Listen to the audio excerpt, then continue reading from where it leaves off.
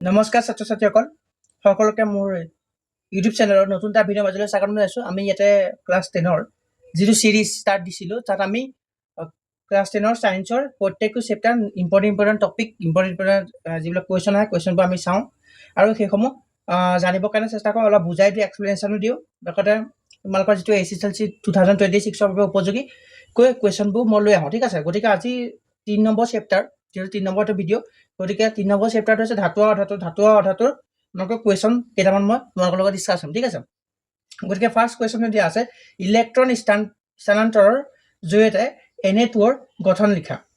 মানে গঠন চিত্ৰটো আঁকিবলৈ গৈছে বেছিকেলি কথাটো সেইটো যে কেনেকৈ গঠন চিত্ৰটো আঁকিম। চ' মই এতিয়া আঁকি থৈছোঁ। ইয়াত Na ওপৰত এটা ষ্টাৰ দি থোৱা আছে আৰু এইফালে এটা Na দিয়া আছে, তাৰ ওপৰত ষ্টাৰ দি থোৱা আছে, অক্সিজেন আছে, তাত এশত 3টা ফটো দেখিবা, 1 2 3 4 5 6টা। হা, এইটো কিয় হয় মই তোমালোকক বেষ্ট এক্সপ্লেনেশ্যনটো যদি দিওঁ তেন্তে কি হ'ব, ইয়াতে তোমালোকে ছ'ডিয়াম দেখিছা ন, এইটো কি আছে, ইয়াতে ছ'ডিয়াম আছে হয়নে। ছ'ডিয়ামটো তোমালোকে চোৱা, ছ'ডিয়ামটো সদায় 11 নম্বৰ থাকে, পাৰমাণৱিক সংখ্যা 11। গতিকে ইয়াত যদি আমি লিখোঁ প্ৰথম চিলত কি থাকিব, 2টা থাকিব, মেক্সিমাম 2টা থাকিব পাৰে, 2টা, তাৰপিছত 8টা হ'ব পাৰে, 8টা ডট এটা হ'ব। ইয়াৰ বহিতম কক্ষত কেইটা আছে, এটা। হয়তো ই এটা কাৰোবাক দিব, ই ষ্টেবল অৱস্থালৈ আহিবলৈ হয়তো ই কি কৰিব, এতিয়া ইয়াৰ সদায় বহিতম কক্ষটো 8টা কৰিব বিচাৰে, নতুবা 0 কৰিব বিচাৰে, কথাটো সেইটো হা। গতিকে তোমালোকে যদি চোৱা ইয়াৰ বাহিতম কক্ষ এটা আছে, ই বেলেগক এটা দিব পাৰিব হা। গতিকে বেলেগক এটা সি দিব পাৰিব। তেনেকৈ অক্সিজেন যদি চাওঁ, অক্সিজেন 8 নম্বৰ থাকে, পাৰমাণৱিক সংখ্যা 8, আৰু ইয়াক যদি আমি কনফিগাৰেশ্যন 2 আৰু 6 মানে ইয়াৰ বহিতম কক্ষ 6টাত আছে, ই সদায় 8টা কৰিব বিচাৰিব, গতিকে সি বেলেগৰ পৰা ল'ব বিচাৰিব। ঠিক আছে, তেনেকৈ সেইকাৰণে কি হ'ব, এতিয়া ছ'ডিয়াম আমাৰ ইয়াত 2টা আহিছে, কাৰণ চোৱা ছ'ডিয়ামৰ বহিতম কক্ষ এটা আছে। গতিকে ই যদি অক্সিজেনক ইয়াত 8 কৰিবলৈ হয়, ইয়াক যদি 8 কৰিবলৈ হয়, ই এটা ইয়াক দিব পাৰিব হয় নাই, ই প্ৰথম এটা দিব পাৰিব, এটা দিলে এইটো 7টা হ'ব, কিন্তু ইয়াক কি কৰিব, 8টা কৰিব লাগিব। সেইকাৰণে কিবা এই ক্ষেত্ৰত আৰু এটা ছ'ডিয়ামৰ অণু আহিব, খেললৈ আৰু এটা ছ'ডিয়ামৰ অণু আহিব, আৰু ইও এটা ইয়াক দিব, ইও এটা যেতিয়া ইয়াক দিব, তেতিয়া এইটো টোটেল কিমান হ'ব, 8টা হ'ব হয় নহয়, 8টা হ'ব। গতিকে কথাটো এইটো, সেইকাৰণে কি হ'ব, এতিয়া 2টা ছ'ডিয়াম ইয়াতে আমাৰ খেলখনলৈ আহিব বা ছবিটোলৈ আহিব। আৰু ইয়াতে যদি তোমালোকে চোৱা, ইয়াত Na2 আছে, 2 আছে, মানে 2টা অণু আছে, মানে ছ'ডিয়াম 2টা আছে হয় নে। গতিকে ইয়াত ছ'ডিয়াম 2টা আমি দিছোঁ যুগত, আৰু ছ'ডিয়াম ইয়াৰ কি কৰিব, এটা ইলেক্ট্ৰন দি দিব।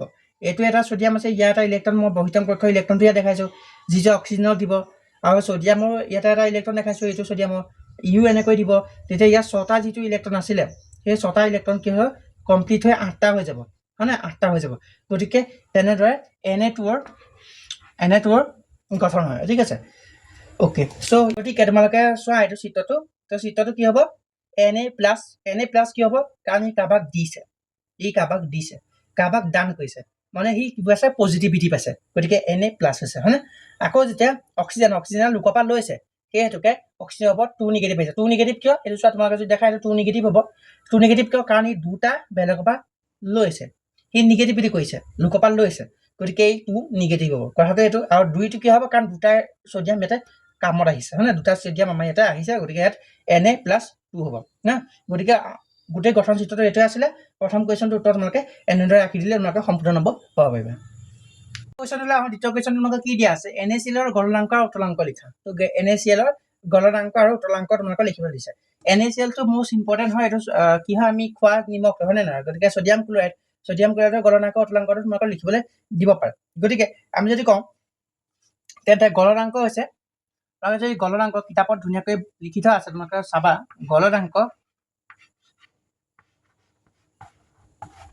গলনাংকৰ কথা যদি কওঁ, গলনাংক হৈছে কিমান, 1074 কেলভিন হা। গতিকে এইটো হৈছে গলনাংক হৈছে 1074 কেলভিন। অ'কে, চ' উত্তলাংক তেনেকৈ হ'ব,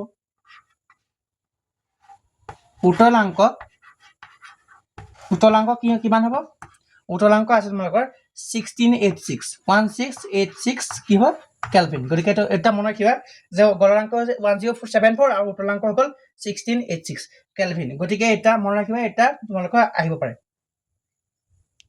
কুৱেশ্যন নাম্বাৰ 3টো তোমালোকক কি দিয়া আছে, তলৰ বিক্ৰিয়াটো সম্পূৰ্ণ কৰা। গতিকে তলৰ বিক্ৰিয়াটো কি কৰিবলৈ দিয়া আছে, সম্পূৰ্ণ কৰিবলৈ দিয়া আছে। গতিকে আমি তলৰ বিক্ৰিয়াটো সম্পূৰ্ণ কৰিবলৈ আমি এটা কথা জানিব লাগিব, যেতিয়া ধাতু এটাই পানীৰ লগত ৰিয়েকশ্যন কৰে বা বিক্ৰিয়া কৰে তেতিয়া ধাতৱ অক্সাইড প্লাছ হাইড্ৰজেন উৎপন্ন কৰে এই কথা জানিলে এইটো সম্পূৰ্ণকৈ তোমালোকে কৰিব পাৰিবা চোৱা এতিয়া এলুমিনিয়ামটো হৈছে ধাতু Al মানে এলুমিনিয়ামটো হৈছে ধাতু H2 মানে হৈছে পানী যেতিয়া এহেঁতৰ মাজত ৰিয়েকশ্যন হয় তেতিয়া ধাতৱ অক্সাইড মানে এইটো ধাতু ধাতুলে কিবা এলুমিনিয়াম অক্সাইড উৎপন্ন কৰিব আৰু এলুমিনিয়াম অক্সাইডৰ যিটো সংকেত হয় সংকেতটো তোমালোকে জানা এটা Al2O হয় Al2O3 গতিকে এইটো মনত ৰাখিবা ঠিক আছে Al2O3 ওকে সো গতিকে কি উৎপন্ন কৰিলে এলুমিনিয়াম অক্সাইড এটা উৎপন্ন কৰিলে কি উৎপন্ন কৰিলে এলুমিনিয়াম অক্সাইড এটা উৎপন্ন কৰিলে প্লাছ কি উৎপন্ন কৰে হাইড্ৰজেন যেটো ফটফটকে যে উঠি আহে তোমালোকে এটা ক্ৰিয়াকলাপ আছে তাত তোমালোকে এনেকুৱা ধৰণৰ এটা মেগনেছিয়াম পানী জুপাই তুমি চাবা যে তাত সোডিয়াম পানী জুপাই ফটফটকে শব্দ তোমালোকে যেতিয়া তাৰপা গেছ এটা উঠে গেছটো যদি তোমালোকে এটা ধুনীয়াকৈ এটা চাকি বা এটা মমৰ ওচৰলৈ লৈ আহা মমদা জ্বলি থকা মম ওচৰলৈ লৈ আহা ফটফটকে ফুটি উঠে কাজ পাই হাইড্ৰজেন গেছৰ পায় গতিকে এইটো হাইড্ৰজেন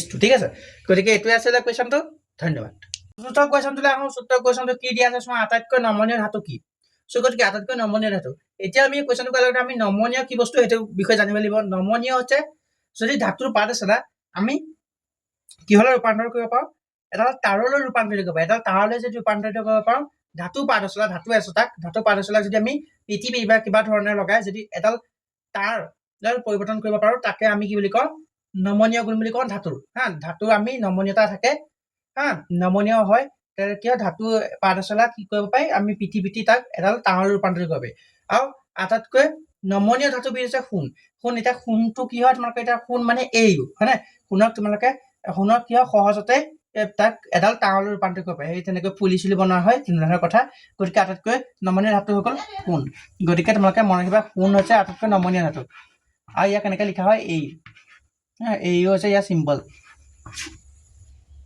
তো গতিকে কোৱেশ্চন নম্বৰ 5 লৈ আহিছো এইটো অন্তিমটো কোৱেশ্চন লৈ আহিছো সোডিয়ামে কোৱেশ্চন কি আছে সোডিয়ামে পটাছিয়ামক মানে পটাছিয়ামক KCl ৰ পৰা অপসাৰিত কৰিব পাৰিবনে পটাছিয়াম ক্লোৰাইডৰ পৰা সোডিয়ামে পটাছিয়ামক অপসাৰিত কৰিব পাৰিবনে এটা তুমি জানা ধাতুৱে ধাতুক অপসাৰিত কৰিব পাৰে তাৰ ধ্ৰুৱৰ পৰা তোমালোকে হয়তো ধাতুৰ আধাৰ পাঠত পঢ়িছা গতিকে এইটো কথাত কি হয় সক্ৰিয় অসক্ৰিয় ধাতু মানে সক্ৰিয়তাৰ ক্ৰম তোমালোকে মনত ৰাখিব লাগিব এতিয়া মনত কৰা আটাইতকৈ সক্ৰিয় ধাতু হ'ল পটাছিয়াম আৰু পটাছিয়ামৰ পিছতে সক্ৰিয় ধাতু হ'ল সোডিয়াম গতিকে সোডিয়ামে কেতিয়াও পটাছিয়ামক KCl ৰ পৰা তাৰ ধ্ৰুৱৰ পৰা হা মানে পটাছিয়াম ক্লোৰাইডৰ পৰা কি কৰিব নোৱাৰে অপসাৰিত কৰিব নোৱাৰে গতিকে এনসাৰটো কি হ'ব নোৱাৰে ইয়াত তোমালোকে জানিব লাগিব যে পটাছিয়ামটো সোডিয়ামতকৈ সক্ৰিয় নে সক্ৰিয়তা হাইট পটাছিয়ামটো সোডিয়ামৰ আগত আছে নে পিছত গতিকে এইটো তোমালোকে মনত ৰাখিবা যে সোডিয়াম সদায় পটাছিয়ামৰ পিছত গতিকে সোডিয়ামতকৈ পটাছিয়াম বেছি সক্ৰিয় হ'ব সেয়েহে সোডিয়ামে পটাছিয়ামক ইয়াৰ পৰা অপসাৰিত কৰিব নোৱাৰে গতিকে এইটোৱে আছিলে যদি ভিডিঅ'টো ভাল লাগিলে তেনে লাইক শ্বেয়াৰ ছাবস্ক্ৰাইব কৰিব নাপাহৰিবা লগতে তোমালোকৰ ফ্ৰেণ্ডলৈ ভিডিঅ'টো শ্বেয়াৰ কৰি দিব নাপাহৰিবা তেতিয়া তেওঁলোকেও উপকৃত হ'ব